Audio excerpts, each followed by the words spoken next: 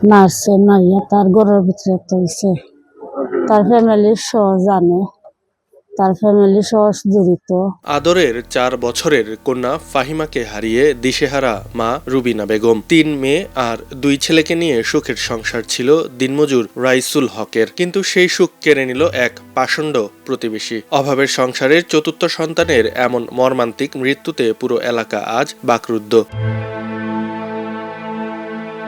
বৃষ্টির আকাশ যেন আজ রুবিনা বেগমের চোখের জলের সাথে মিলেমিশে একাকার। স্বজনরা আসছেন সান্ত্বনা দিতে, কিন্তু মায়ের বিলাপ থামছেই না। সবার মুখেই এখন একটি নাম, ঘাতক জাকির। এই যে মারছে তার অল ফ্যামিলি আমরা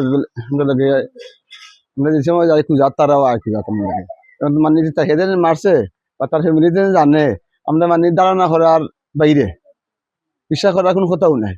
এরপরে যে ফুসকুনির পাশে লাশটা মিলছে, এই ফুসকুনি কিন্তু খুব এবারে অবস্থা খারাপ, বাদ বানি এই ফুসকুনি কেউ নামে না, হেলামিদার মানে হেদে কুনি আমরা বুঝেছি আর কি আমি নামরাম আমি আমার যত্ন সন্দেহ করিও না। পার্শ্ববর্তী বাড়ি হওয়ায় জাকিরদের পরিবারের অবাধ যাতায়াত ছিল এখানে। প্রায় সময় জাকিরের মা এখানে এসে চা পান খেয়ে সময় পার করতেন, আর তারাই এই কাজ করলো।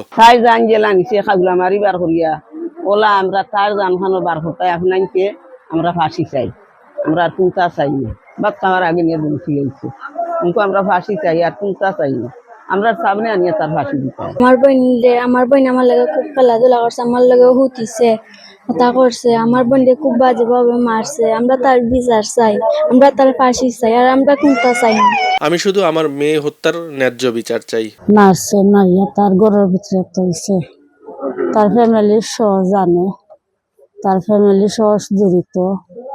নিয়ে গরম পানি ডালছে, খুঁজেলা আমার বাচ্চা শিশু বাচ্চারে ঘটনা করছে। ইলা যাতে আর না হয় শিশু বাচ্চা অত্যাচারী এল্লা তারা সবার ফাঁসি চাই। গত সোমবার রাতে সিলেট সদর উপজেলার কান্দিগাঁও ইউনিয়নের সোনাতলা গ্রাম থেকে জাকিরকে গ্রেফতার করে পুলিশ। এমন নির্মম হত্যাকাণ্ড দেখে বাকরুদ্ধ এলাকার মানুষ। এরই মধ্যে সিলেটের বিভিন্ন স্থানে নৃশংস এই হত্যার মূল হোতা জাকিরের ফাঁসির দাবিতে মিছিল, মানববন্ধন অনুষ্ঠিত হয়েছে।